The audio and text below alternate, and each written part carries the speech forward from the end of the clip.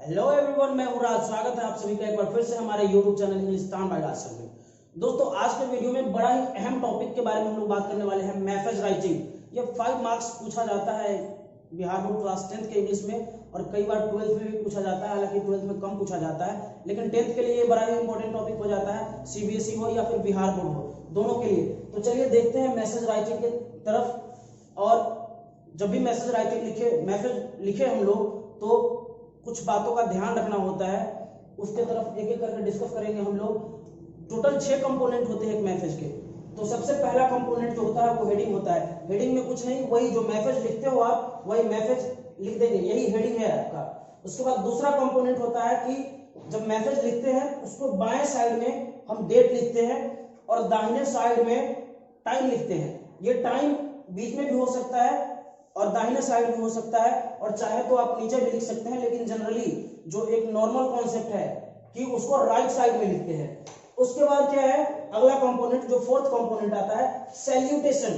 Salutation ये वाला portion है जिसमें आप जिस बंदे को एड्रेस कर रहे होते हो, या फिर मतलब कि जिसको आप मैसेज भेजोगे, जो रिसीवर होगा उसका नाम लिखते हैं।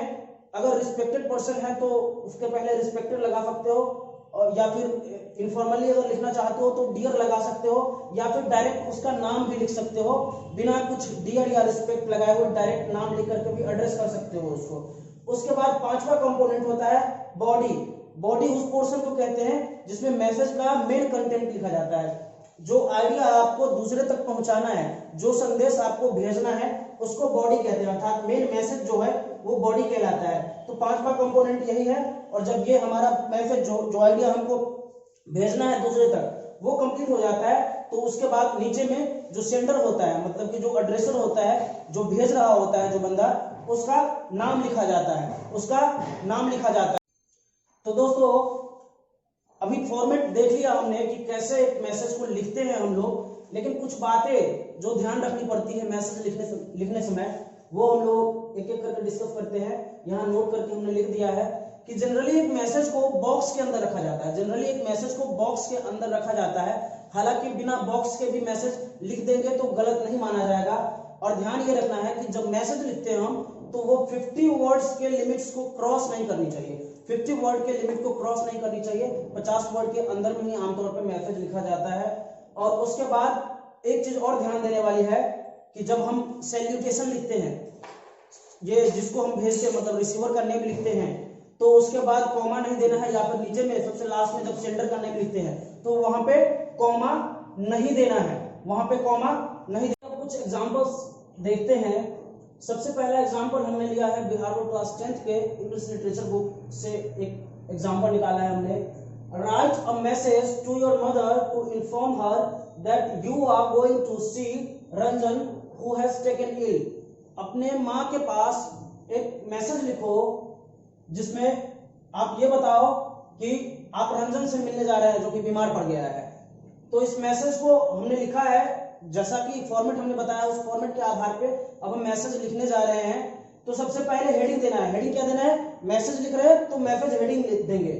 उसके बाद सबसे पहला दूसरा काम क्या था कि बाएं साइड में डेट लिखना था, तो यहां पे हमने डेट लिखा है, और दाहिने साइड में टाइम लिखना था, हमने टाइम लिखा है। और उसके बाद सैल्यूटेशन लिखा है, माँ के पास लिखना था तो डियर मॉम, यहाँ पे हमने सैल्यूटेशन में डियर मॉम लिया है। उसके बाद क्या है कि यहाँ पे बॉडी लिखा है हमने, मतलब कि main ideas to be conveyed, जो मैसेज हमको वहां तक पहुंचाना है, मम्मी तक पहुंचाना है, वो मैसेज को लिया है। ये मैसेज दोस्त आपके कॉमन सेंस पे डिपेंड करता है, आप कैसा सोचते हो, और अपने सोच के आधार पे स्टोरी बना करके आप लिख सकते हो, स्टोरी क्रिएट कर सकते हो। ये आपके कॉमन सेंस पे निर्भर करता है, ये आपको कोई सिखा नहीं सकता। इसके लिए थोड़ी बहुत सेंटेंसेस बनानी आनी चाहिए आपको, तभी आप कर पाएंगे। तो यहाँ पे हमने एक लिया है मैसेज, जो मैंने अपने हिसाब से तैयार किया है, आप अपने हिसाब से तैयार कर सकते हो।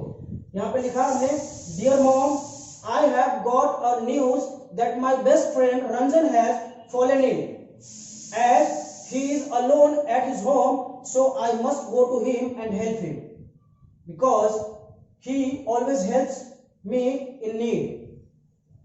So I inform you that I shall not be present in my hostel for a week. और नीचे में देखिए कि जो सेंडर है, मतलब कि मान लो कि मैंने लिखा है और मेरा नाम अनुराग है, तो नीचे में मैंने अपना नाम लिखा है। इस तरीके से हमारा पहला मैसेज कंप्लीट होता है। और दोस्त एक बात और ध्यान रखना है कि मैसेज को आमतौर पे बॉक्स में रखा जाता है। तो हम चाहे तो इसको बॉक्स में भी रख सकते हैं, हम चाहे तो इसको बॉक्स में भी रख सकते हैं, और अगर हमारा दिल नहीं करता है रखने का तो भी कोई जबरदस्ती नहीं है हमारे पास, इसके बिना भी मैसेज करेक्ट माना जाता है। आप चाहो तो इसको बॉक्स में भी रख सकते हो, आप चाहो तो बिना बॉक्स के भी मैसेज लिख सकते हो। और देखना कि वर्ड्स का लिमिटेशन जो है हमने 50 के नीचे ही रखा है, और यहाँ पे हमने कॉमा का इस्तेमाल नहीं किया, यहाँ पे हमने कॉमा का इस्तेमाल नहीं किया। तो इस तरीके से एक एग्जाम्पल कंप्लीट होता है। चलिए देखते हैं दूसरा एग्जाम्पल। दूसरा एग्जाम्पल हमने लिया है बिहार बोर्ड क्लास 10th के 2020 के जो एग्जाम हुए हैं उसके सेट नंबर डी से। तो इस क्वेश्चन में क्या कहा जाता है, यू आर अंजुम, आप अंजुम हो, right a message in about 30 to 40 words asking your friend Arun to come to your home to finish the project। आप अंजुम हो और आप अपने दोस्त अरुण को अपने घर पे बुलाने के लिए, अपने प्रोजेक्ट खत्म करने के लिए अपने घर पे बुलाने के लिए एक मैसेज लिखो, ये कहा जा रहा है इस क्वेश्चन में। तो चलिए लिखना शुरू करते हैं मैसेज को। सबसे पहला काम क्या करेंगे, हम हेडिंग लिखेंगे। हेडिंग में क्या, मैसेज है तो मैसेज लिखेंगे। उसके बाद दूसरा काम जो करना था वो लेफ्ट साइड में डेट लिखना था, वो हमने लिखा है। फिर हमने क्या किया है, राइट साइड में टाइम लिखा है। उसके बाद क्या है, सैल्यूटेशन में हमने डियर या रिस्पेक्टेड का इस्तेमाल नहीं किया, डायरेक्ट हमने नाम का इस्तेमाल किया है। चूंकि अरुण दोस्त है हमारा तो डायरेक्ट नाम से एड्रेस कर सकते हैं उसको। उसके बाद हमने लिखना शुरू किया है बॉडी। अब ये बॉडी लिखने में ध्यान रखना है, ये आपके कॉमन सेंस पे डिपेंड करता है, आप में स्टोरी क्रिएट करने की क्षमता कैसी है उस पर डिपेंड करता है।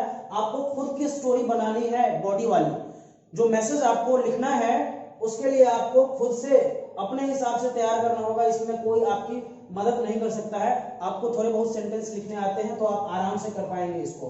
तो चलिए हमने जो लिखा है अपने हिसाब से लिखा है, आप अपने हिसाब से लिख सकते हो। हमने लिखा है, as you know Arun, as you know we have to submit our project on May 9, 2020।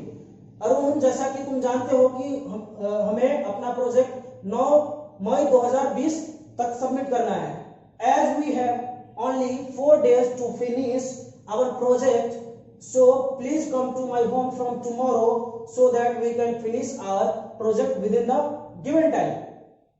चूंकि हमारे पास केवल 4 दिन है प्रोजेक्ट को खत्म करने के लिए, सो प्लीज कृपया कल से हमारे घर पे आओ ताकि हम लोग अपने दिए हुए समय के अंदर अपने प्रोजेक्ट को खत्म कर सके। और नीचे में जो बंदी मैसेज लिख रही है, मतलब कि अंजुम का नाम लिखा है यहाँ पे हमने। तो इस तरीके से यहाँ पे भेजने वाले का नाम है। तो कुल मिलाकर के ये मैसेज कंप्लीट होता है। दोस्तों ये ध्यान रखना कि इसमें 30 to 40 वर्ड्स का लिमिट दिया हुआ था, हमने उस लिमिट का भी ध्यान रखा है। हमने 40 के नीचे में ही इस मैसेज को निपटाया है। तो अगर वर्ड्स के लिमिट दे दिए जाए तो उस लिमिट के अंदर में आपको कंप्लीट करने हैं वो मैसेज। वैसे अगर लिमिट नहीं दे तो 50 वर्ड से ज्यादा नहीं लेंगे।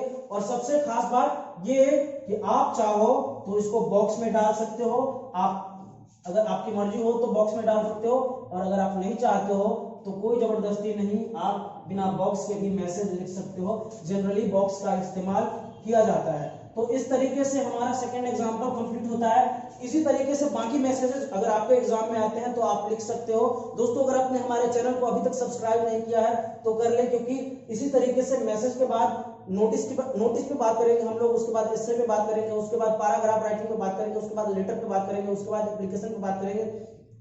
उसके अलावा लिटरेचर, ग्रामर और ट्रांसलेशन से रिलेटेड वीडियोस तो हमारे चैनल पे अवेलेबल हैं ही। तो आप चाहे बिहार बोर्ड क्लास 10th के स्टूडेंट हो, या फिर 12th के स्टूडेंट हो, या फिर CBSE के स्टूडेंट हो, या फिर आप स्टेट की प्रिपरेशन कर रहे हो, किसी भी हालत में हमारे चैनल के कंटेंट्स आपके लिए काफी फायदेमंद हो सकते हैं। तो इस वीडियो में इतना ही, मिलते हैं अगले वीडियो में, तब तक के लिए नमस्कार।